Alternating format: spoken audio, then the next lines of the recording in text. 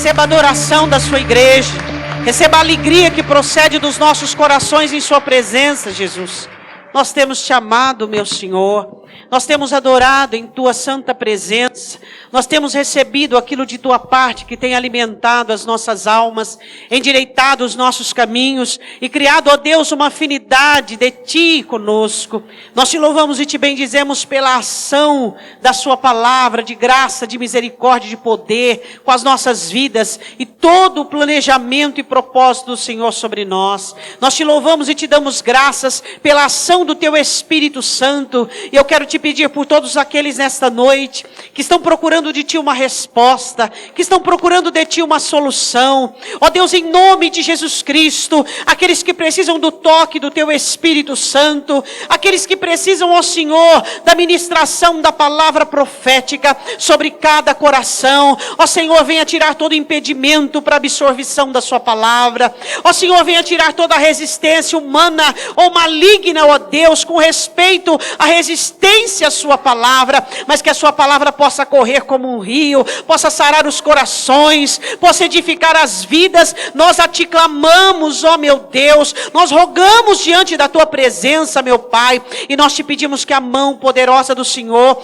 venha socorrer aqueles que são seus, venha socorrer, ó Deus, aqueles cujo nome está escrito no livro da vida. E ó Senhor, nós declaramos que sobre cada um dos seus não vale encantamento, não vale praga, não vale peste, não vale domínio, não vale absorção do inimigo, meu Senhor. Nós declaramos a libertação das almas nesta noite, ó Pai.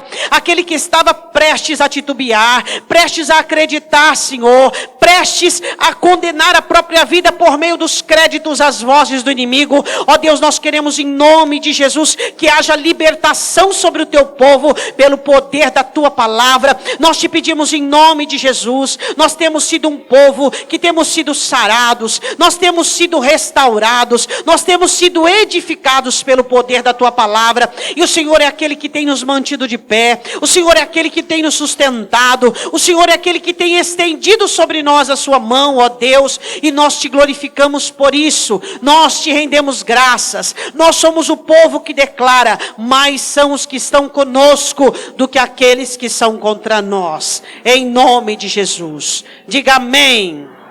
Abra comigo a sua Bíblia em Hebreus capítulo 4, versículo de número 14.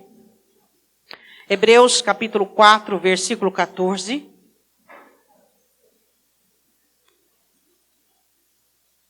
Nós somos um povo que temos aprendido a amar a Deus, aprendido a servir o Senhor.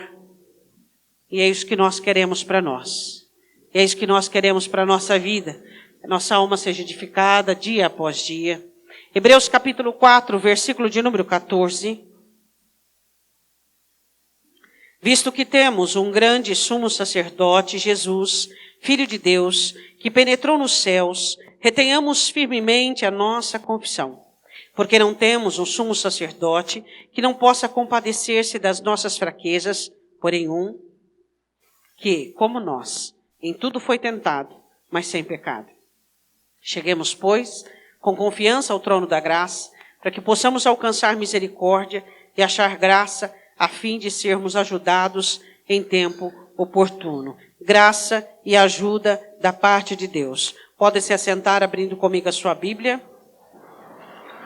No Evangelho de Mateus, capítulo 4, versículo de número 1. Mateus, capítulo 4, versículo de número 1. Mateus, capítulo 4, versículo de número 1. Quando Balaão recebe a resposta de Deus com respeito ao povo de Israel, uma das passagens em Números, o Senhor diz assim a Balaão: diga a Balaque que sobre o meu povo não vale encantamento. Sobre o meu povo não vale absorção de sentidos. Sobre o meu povo não vale envolvimento emocional. Essa foi uma das palavras que Deus ministra sobre o povo, porque Deus não é homem para que minta, nem filho do homem para que diga e não aconteça. Nós temos aqui, Em Mateus capítulo 4, a tentação do Senhor Jesus Cristo. E eu quero dizer de primeira mão que Jesus não foi tentado porque nele havia pecado, ou nele havia concupiscência, ou porque nele havia nenhum tipo de queda. Mas ele foi tentado para que você lesse Hebreus capítulo 4, versículo 14 em diante. Ele foi tentado para que ele vencesse as 3 tentações cernes e cruciais do ser humano, para que eu e você fôssemos capazes de vencermos todas elas. Então, ele vence Satanás e ele começa a derrubar o diabo lá naquele momento na tentação. Vamos começar então. A palavra de Deus diz que Jesus não foi voluntariamente para o deserto para ser tentado. A Bíblia diz que ele foi levado pelo Espírito Santo para ser tentado. Começa por aí. Mateus capítulo 4, versículo 1. Então foi conduzido Jesus pelo Espírito ao deserto para ser tentado pelo diabo. O diabo ia tentar o Senhor Jesus nas 3 leis marciais do ser humano. Foi essas leis que Jesus derrubou. Todos os poderes dessas 3 leis que são capazes de destruir o ser humano, Jesus derrubou. Então, a partir deste momento, nós não necessariamente precisamos sucumbir a essas leis e essas regras, porque Jesus venceu o diabo. Então ele venceu o governo de Satanás sobre essas leis e regras, onde não mais precisaremos ser sucumbidos. E tendo jejuado 40 dias e 40 noites, depois teve fome. A primeira tentação do Senhor Jesus, ela é baseada na necessidade física. Vamos falar um pouquinho sobre isso. Vamos falar sobre necessidades. Jesus jejua 40 dias e 40 noites e tem fome, teve fome.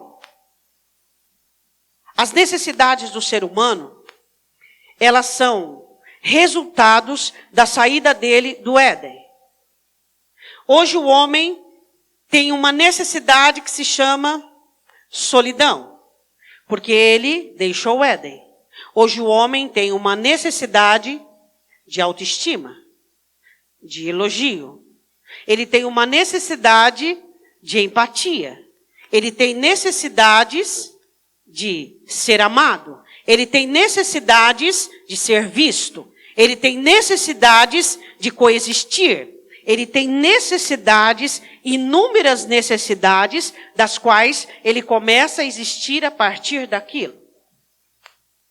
Satanás conhece todas as minhas e todas as suas necessidades.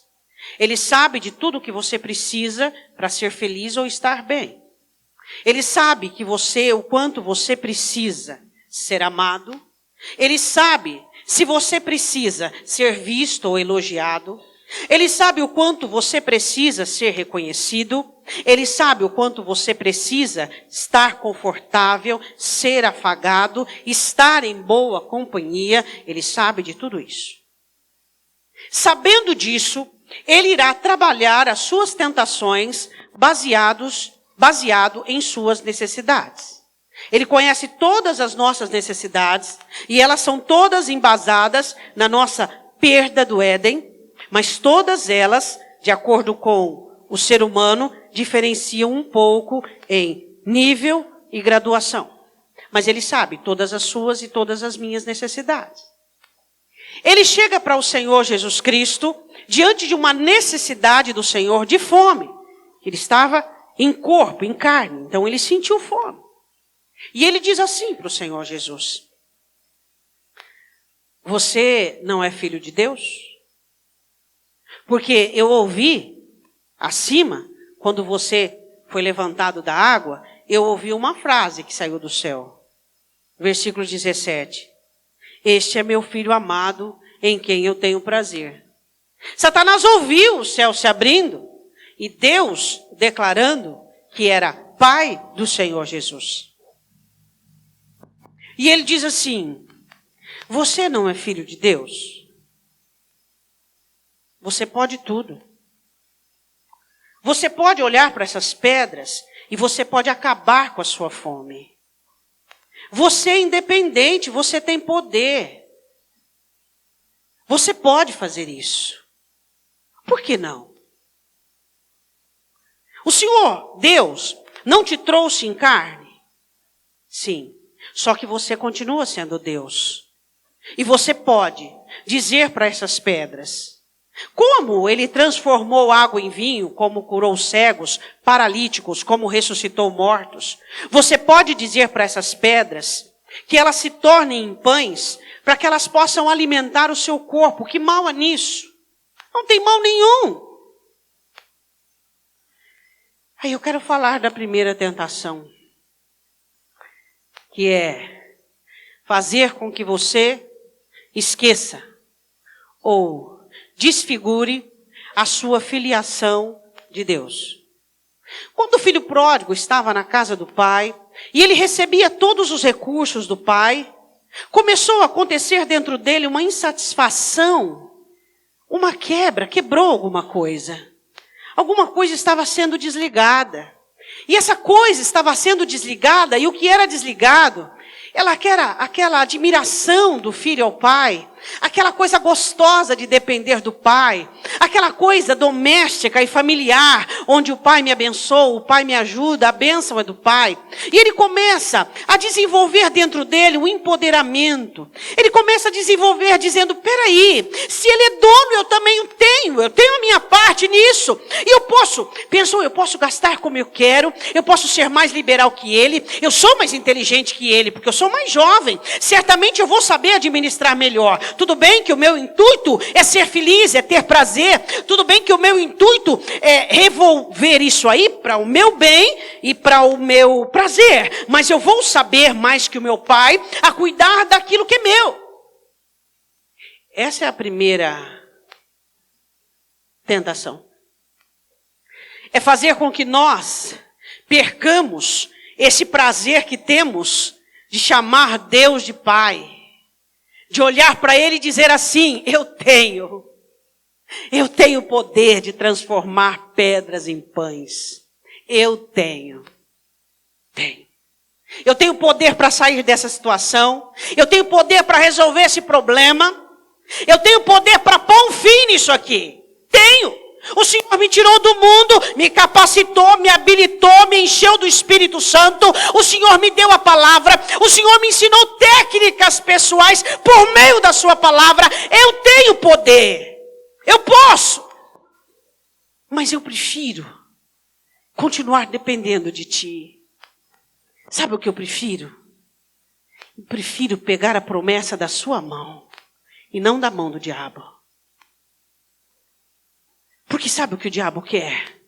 Por meio de todos os atalhos, de todos os imediatismos, de todos os recursos humanos, pegar a bênção de Deus e que você receba a bênção não pela mão de Deus, mas pela mão de Satanás, por meio da urgência, por meio da dor, por meio da necessidade, vamos sucumbindo, vamos dizendo, Deus, eu não aguento mais, Senhor, não suporto, Senhor, Tu sabes a minha limitação, Tu sabes que eu já fiz de tudo, Tu sabes que eu já dei de tudo, Tu sabes que eu já usei todos os meus recursos emocionais e humanos. Qualquer crente na minha situação usaria os recursos que eu tenho para dizer basta, para dizer chega. Nós somos assim. E Satanás sabe que nós nos cansamos, que nós usamos o nosso reservatório e nós não queremos nos humilhar, nós não queremos dobrar os joelhos no chão, nós não queremos usar a mesma metodologia lá de trás, que é por meio da humilhação, arrependimento, reconhecimento. Ele diz assim, poxa, você já lá atrás já fez tudo isso, use os seus recursos, hoje você pode, você tem poder para isso. Para que ficar dependendo do Pai? Para que esperar um pouquinho? E essa é a primeira tentação. Ele nos tenta a sermos individualistas.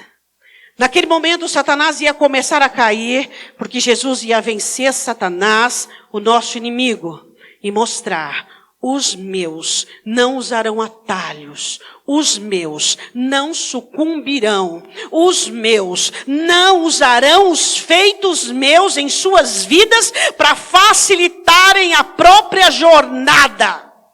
Eles não farão isso. Diga amém. Diga, um homem pode precisar de pão e ainda assim ser o favorito do céu.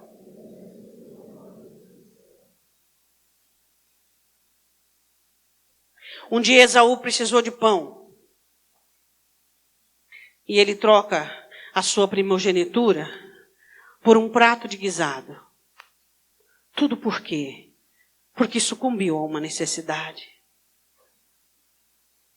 Nós podemos passar por necessidades e mesmo assim continuarmos fiéis a Deus. Quem pode dizer amém? Nós podemos passar por solidão e continuarmos apegados nele. Nós podemos ter falta de pão e sermos sustentados por ele. Nós podemos ter dificuldade na jornada e dizermos que ele é o caminho. Nós somos capazes disso. Por quê? Porque ele olhou para Satanás e disse aquilo que o Senhor escreve em Deuteronômio: nem só de pão viverá o homem. Ou seja, o homem não é só necessidade. O homem tem a sua vida espiritual e nela consiste a sua dependência de Deus. E o Espírito testifica com o nosso espírito que nós somos filhos de Deus. Satanás usa a filiação do Senhor Jesus, dizendo: você não é filho dele? Então faça. Você pode fazer. O primeiro homem caiu por causa da comida. O segundo homem venceu. Satanás quer destruir o seu relacionamento de você com Deus Pai. Deus é Pai, amém? E será que alguns de nós temos dificuldade em depender dele? Pastora, mas eu já sou uma pessoa tão abençoada que eu não preciso passar por isso. Não preciso. Quem é que diz o que você precisa ou não precisa passar? Você se lembra quando você não tinha recursos e você passava? E agora com recursos você diz: Deus, eu não vou passar, porque os recursos que o Senhor me deu me empoderam para que eu não passe. Eu não vou ser humilhado. Você sabia que uma coisa que Satanás odeia é a humilhação? Satanás odeia a humilhação. Odeia, porque por meio da humilhação os crentes se convertem. Por meio da humilhação eles encontram Deus. Por meio da humilhação eles reconhecem seus erros e suas falhas. Ele odeia a humilhação. Mas o Espírito Santo ama a humilhação, porque a palavra do Senhor diz: os humilhados serão exaltados. Satanás odeia a humilhação, e ele faz com que alguns crentes tenham aversão à humilhação.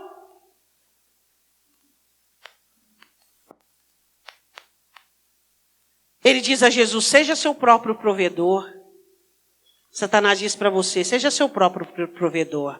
Desenvolva a solução, desenvolva a saída, desenvolva um meio, faça alguma coisa para que você seja independente. Você tem recursos, Deus te abençoou, você tem bênção, você tem dinheiro, você tem saúde, você tem família, você tem dom, você tem talento, você tem conversão, você tem o Espírito Santo. Faça alguma coisa para mudar a sua vida. Saia da direção de Deus. Diga que as suas pedras se tornem em pães e acabe com a sua necessidade. Então você olha e diz: não, a única pessoa que vai acabar com as minhas necessidades se chama Jesus Cristo. Ele é o pão da vida e ele vai acabar com a minha solidão. Eu não vou procurar soluções com as minhas mãos. Ele vai acabar com o meu sofrimento, ele vai acabar com a minha dor, ele vai acabar com tudo aquilo que existe em mim. Eu não cairei em tentação. Você pode dizer amém? Primeira tentação: causar individualidade em você e fazer com que você use os recursos que o próprio Deus te deu para você ser independente dele. Os crentes têm caído de balde nessa tentação. Porque vai ser abençoado povo igual crente. Crente é um povo abençoado. Muito abençoado. E então Satanás diz assim: você é inteligente, faça. Você tem recurso, faça. Você tem dinheiro, faça. Você tem inteligência, faça. Você tem visão. Olha aí, Deus te deu visão, faz alguma coisa. Você tem, faça alguma coisa. Aí você diz: não. Eu não vou fazer, porque os recursos que Deus me deu não é para que eu busque facilitação nas minhas tribulações ou provações. Vai vir do céu, porque Jesus diz que Ele é o pão do céu. E João Batista diz que ninguém pode receber nada se do céu não lhe for dado. Eu não vou usar os meus recursos para criar saídas. Eu não vou usar os meus recursos para vencer as minhas situações. Eu olho para o céu e é do céu que vem os meus recursos. Quantas pessoas entrando em enrascadas, em embaraços, por quê? Porque se empoderam. Eu tenho dom, eu tenho talento, eu sou inteligente, eu tenho visão, eu tenho amigos, eu tenho dinheiro, eu tenho saúde, tem tudo por quê? Porque foi Deus quem te deu. Foi Deus quem te deu. E a Bíblia diz assim no capítulo 4, versículo de número 3, e chegando-se a ele, o tentador disse, se tu és filho de Deus, manda. Você tem poder, Jesus, manda que estas pedras se tornem pães. Cuidado com o poder que você tem para mandar. O poder que você tem para outorgar. Ele, porém, respondendo, disse, está escrito. Ele lembra e declara a palavra de Deuteronômio, nem só de pão viverá o homem, mas de toda a palavra que sai da boca de Deus. Deuteronômio capítulo 8, versículo 13, o Senhor diz, eu levei vocês para o deserto e humilhei vocês para provar o coração de vocês e dizer para vocês que nem só de pão viverá o homem, mas de toda a palavra que sai da boca de Deus. Amém? O que quer dizer isso? Que eu e você, a nossa vida, ela vai depender da palavra. Não estou dizendo que é o que você sabe. Em nome de Jesus, diferencie a palavra de Deus daquilo que você sabe da palavra. Satanás sabia da palavra, daqui a pouco você vai ver que ele percebe que Jesus usa a palavra, ele também vai usar a palavra. Não é o que você sabe da palavra. O que você sabe da palavra aqui de informação não vai te livrar do problema, não vai vencer Satanás, não vai resolver a sua vida, mas é aquilo que a palavra de Deus revelada ministra na sua alma e sucumbe os males da sua alma e faz com que você viva a palavra. Essa é a palavra que sustenta a alma. Você de forma alguma pode confundir o conhecimento que você tem, vamos usar essa palavra, da palavra praticada. Jamais. De jeito nenhum. Satanás percebe que Jesus cita a palavra. Ele diz, então já que é para a palavra, Satanás também vai citar a palavra. Ele faz mau uso da escritura. Tem muita gente fazendo mau uso da escritura. E ele diz assim no versículo de número 4, a segunda tentação. Versículo 5. Então o diabo transportou a cidade santa e colocou sobre o pináculo do templo e disse, se tu és o filho de Deus, lança-te daqui para baixo, porque está escrito que aos teus anjos dará ordem ao teu respeito e tomar-te-ão nas mãos, para que nunca tropeces com o teu pé em pedra alguma. O salmista Davi escreve isso no Salmo 91, versículo de número 11. E Satanás diz assim, ele o leva ao pináculo do templo muito alto, e ele diz assim, joga-te daqui para baixo. As pessoas vão olhar e vão contemplar os anjos de Deus, te segurando, te sustentando, e você vai, a hora que você descer lá embaixo, as pessoas vão olhar e ver, você está em cima do templo, um lugar sagrado, um lugar em que Deus determinou a construção e a reconstrução. Então você vai se lançar e os anjos vão te socorrer, e então vai ser ótimo isso. Eu quero falar sobre a segunda tentação de Satanás, que é tentar Deus. A vida, o diabo e o mundo trabalham acirradamente para que nós percamos o temor. Para que as nossas potencialidades elas sejam tão vividas e tão asseguradas por nós, que nós sentimos uma liberdade, uma liberalidade dentro de nós.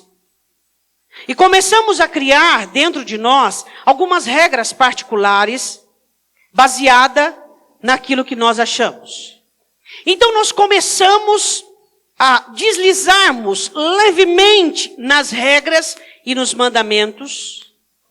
E começamos a criar uma certa flexibilidade.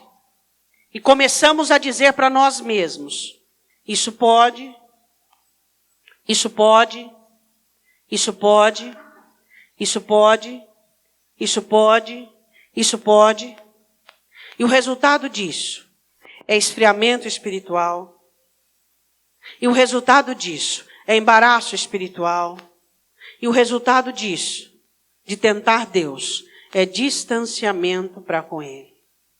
O que é tentar Deus, se não eu e você acharmos que podemos fazer as coisas do nosso jeito, da nossa maneira, e que não vai dar em nada?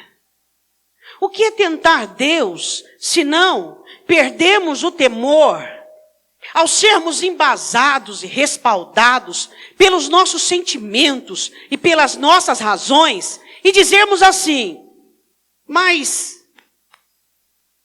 não é possível. Mas aí você olha para a Escritura diz outra coisa, mas você sente outra coisa, e a Escritura diz, faça, e o seu coração diz, não faça. A Escritura diz, você deve fazer, mas seu coração diz, eu não vou fazer. E você se embasa em todos os seus recursos, e você diz assim, pondera, acha que Deus vai querer isso de mim? Você acha que Deus vai pedir isso para mim? Isso é tentar Deus. Nos respaldamos de todos os nossos recursos. Anulamos o temor que temos diante de Deus. E achamos que porque somos convertidos, porque estamos dentro da igreja e porque amamos a palavra, nós podemos dirigir os nossos caminhos e os nossos passos. Se atira daqui para baixo. Os anjos têm o ofício de te proteger. A palavra é a sua cobertura. A palavra de Deus te cobre, te abençoa, te garante.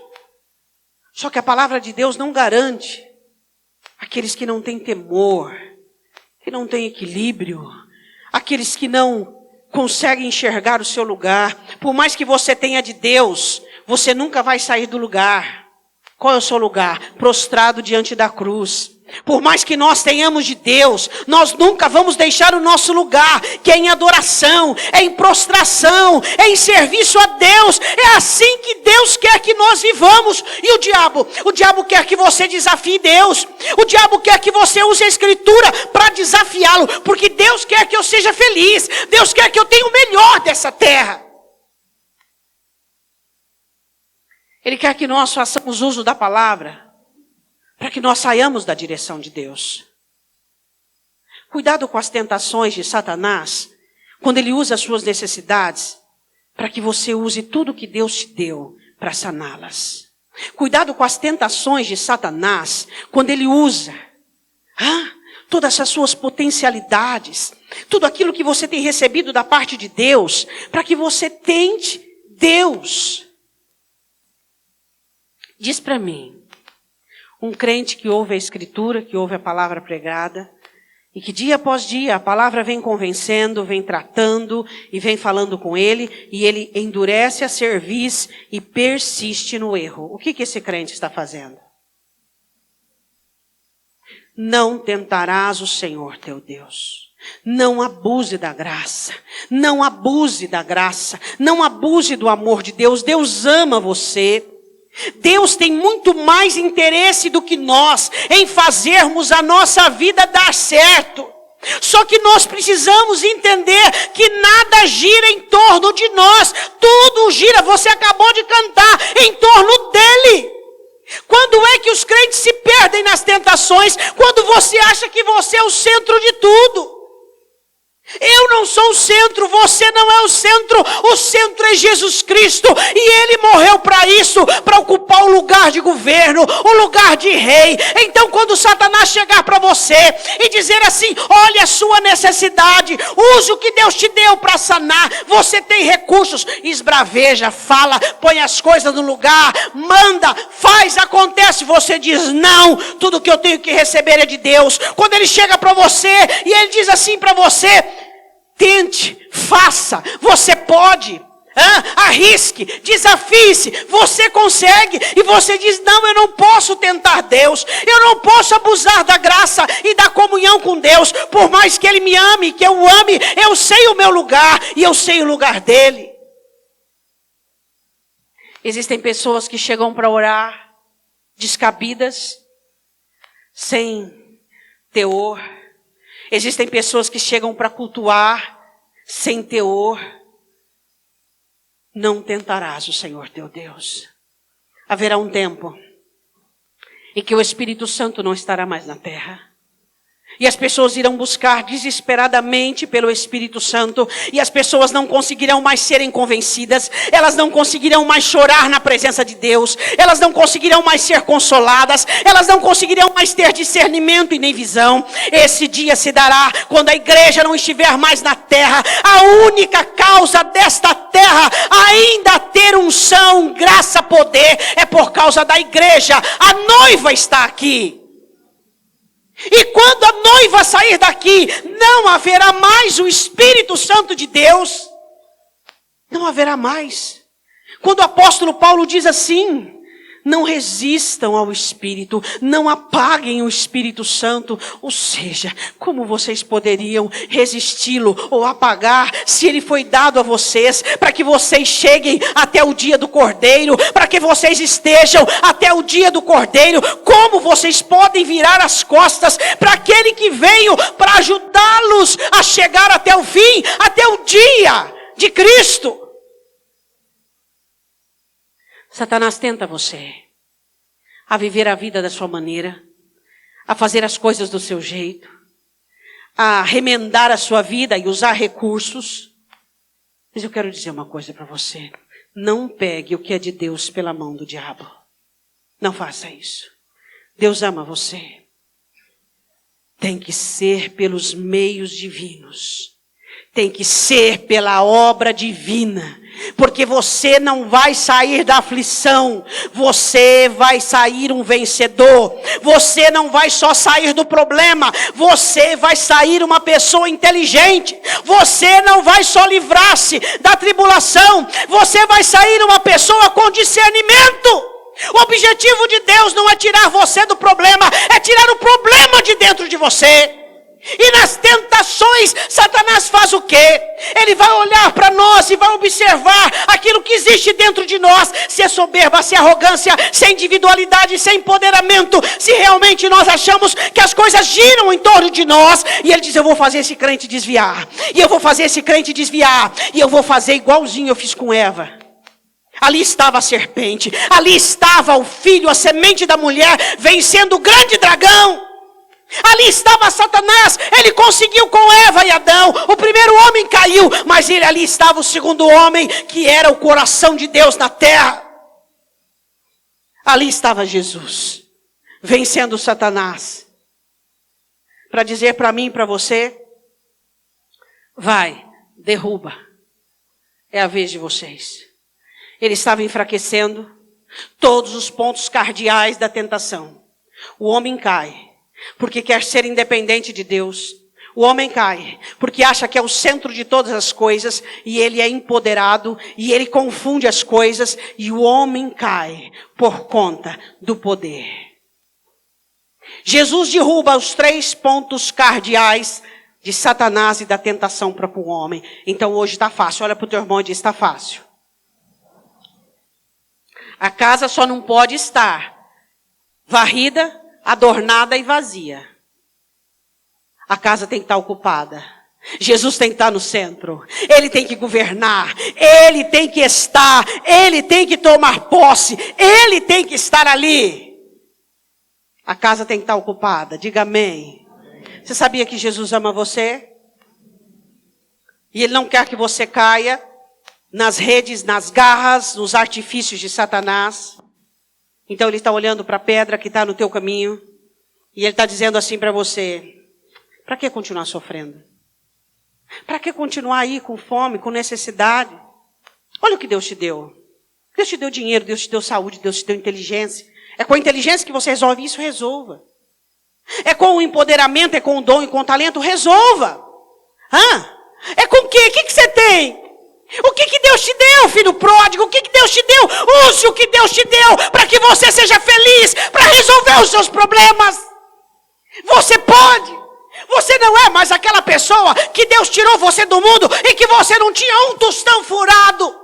todo maltrapilho, todo fedorento. Hoje você não, como Deus te deixou bonito, ou como Deus fez, faça algo acontecer na sua vida, você pode. Você é crente, você é inteligente, você é sábio, você tem o Espírito Santo, você tem a palavra, você é bonito, você é. Vai e resolve essa sua necessidade. Para que ficar dependendo de Deus? Para que ficar esperando Deus fazer? Vai e faça. E aí você olha e diz assim, pois é, o Deus que dá, tira. O mesmo que Deus dá, toma. E eu sou inteligente o suficiente para saber que eu preciso continuar dependendo dele. E que não adianta eu usar os meus recursos, porque tudo que eu vou usar, os meus recursos, para resolver o meu problema, eu só vou me embaraçar. Segundo, você pode. Sempre você pode. Um empoderamento humano, não é isso que nós estamos vivendo? Nós não temos mais pregadores, nós temos coaches.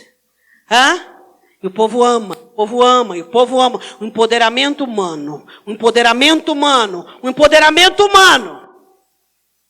Você acha que se a igreja precisava de coach, Jesus não seria o melhor coach já existente? É ou não é? Eu acredito que sim. Você sabe o que eu e você precisamos? Nós precisamos entender que Ele reina, Ele governa, Ele é o Senhor. Ele é absoluto, Ele é tremendo, Ele é maravilhoso. E Ele é o cabeça da igreja. E nós não precisamos ser nada, nós não temos fome de nada, não temos sede de nada a não ser dEle. Nenhuma necessidade faz você traí-lo. Por quê? Porque a maior necessidade que você tem é dEle. Você o ama, você o quer. Ele é a razão da sua vida, Ele preenche todas as lacunas da sua alma. Ele entra na sua guerra e transforma em paz. Ele entra em meio à sua ansiedade e acalma a sua alma. Ele entra em meio ao caos e põe tudo em ordem. Ele é aquele que faz o seu caminho aplanado e faz com que você seja forte em meio à fraqueza. Ele é Deus. Ele é o nosso Deus. A terceira e última tentação, ele diz assim, também está escrito, versículo 7, não tentarás o Senhor teu Deus. Versículo 8, novamente o transportou o diabo a um monte muito alto e mostrou-lhe todos os reinos do mundo e a glória deles. E disse-lhe, tudo isso te darei, se prostrado me adorares. Eu vou te dar tudo.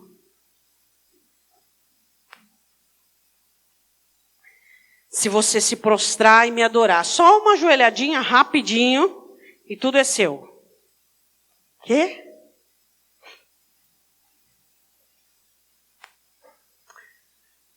Ananias, Misael e Azarias, de quem que você se lembra? Eu vou fazer uma estátua bem grande de mim mesmo, disse Nabuco. E todo mundo, ao som dos tambores, vão se prostrar diante de mim.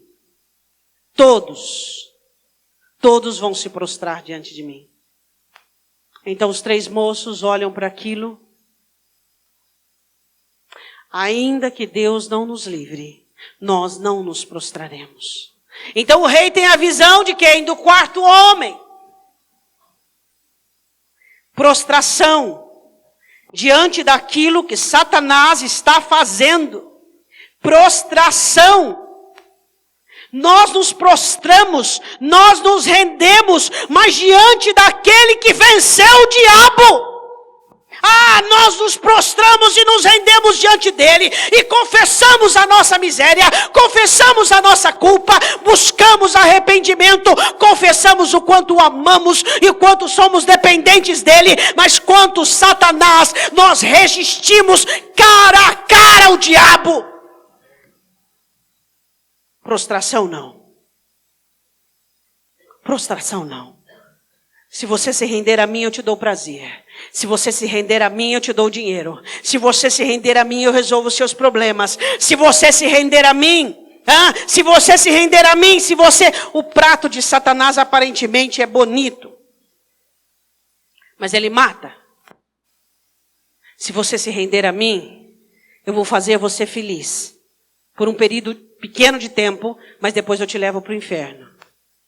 Só que a segunda parte ele não disse, nem a primeira e meia. Ele só diz, eu vou te fazer feliz. Quantos crentes se rendendo a Satanás? Quantos crentes adorando o inimigo da própria alma? Fazendo... Quando é que existe adoração ao inimigo? Você sabe disso?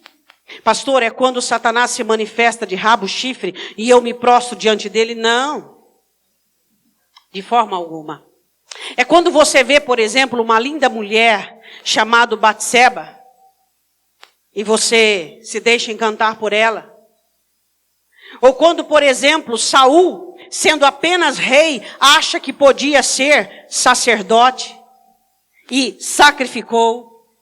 Quando é que nós nos prostramos às tentações de poder e de autoridade, quando abusamos, quando não conhecemos o nosso limite, a nossa limitação? Você nasceu só um ser humano. Pastora, mas hoje eu sou uma pessoa abençoada, rica, inteligente, cheio de dom, cheio de talento, mas eu vou no seu velório, você vai no meu. Eu não fujo disso e você não foge disso. Se Jesus não voltar para nos buscar e transformar o nosso corpo, você entende que nada mudou, que Jesus continua sendo Ele o Senhor, Ele o Rei, Ele Deus. E eu e você somos satisfeitos em sermos apenas nós mesmos. Não é gostoso você ser só você? Por que você vai querer ser juiz do outro? Por que você vai querer apontar o outro? Por que você quer condenar o outro? Por que você quer cuidar da vida do outro? Porque a sua está perfeita? Porque você tem uma vida cujo Deus abençoou? Será que se Deus abençoou sua vida e cuidou tão bem de você, não é para que você desenvolva a misericórdia sobre... Ontem eu estava falando com uma pessoa e eu estava explicando para ela, toda doutrina tem uma base e uma cobertura. Se você tem doutrina e não tem base e cobertura, a doutrina, a base da cobertura, o amor, a base dela é o amor, a cobertura é misericórdia. Toda doutrina, a base é o amor, a cobertura é misericórdia. Quantas pessoas são pessoas que usam aquilo que Deus deu a elas, o poder, sei lá, do dinheiro, do sobrenome, o poder de uma vida abençoada. Você é uma pessoa que tem uma vida abençoada? Então você está devendo muito. Quem é mais abençoado aqui? A vida corre como um rio. As coisas acontecem assim. Você deve muito. Por quê? Embasa isso biblicamente. A quem? Muito se lhe é? Então, quanto mais abençoado, mais Deus conta com você. Vamos usar essa frase. Mas Deus espera que você seja, faça, dentro do corpo, no meio da igreja, que você ame, proteja, ajude, levante, sustente, que você faça parte do corpo que está sarado. Você já viu a função do corpo? Quando tira-se uma parte que dá para tirar, todas as outras áreas procuram substituir aquilo. O corpo é assim, o corpo não mata o próprio corpo. Quando o corpo mata o próprio corpo, nós chamamos uma doença autoimune. O próprio corpo está matando o corpo. Nós não temos pessoas autoimunes aqui, nem doentes. Nós temos pessoas que saramos umas às outras. Satanás olhou para Jesus e diz assim, eu te dou tudo. Eu não quero nada que venha da sua mão. Nada. Diga amém. Então disse Jesus... Vai-te, Satanás, porque está escrito, ao Senhor teu Deus adorarás, e só a Ele servirás. Então, para eu terminar, eu vou dizer uma coisa para você. De um lado está o seu altar, onde você vai prostrar, vai chorar, vai gritar, e vai pedir, vai clamar, e vai confessar. E de outro lado estão as facilidades de Satanás. Aí Satanás diz, escolhe, o que é que você quer? A sua carne diz, Deus, eu não preciso disso. Eu posso simplesmente dizer, eu tenho poder para isso. Eu tenho conquista para isso. Eu tenho jornada para isso. Eu posso simplesmente dizer, acabou. Deus é Deus, Deus me ama, e Deus vai fazer o melhor por mim, e Deus vai cuidar de mim, e Deus é misericordioso, e Deus é amor.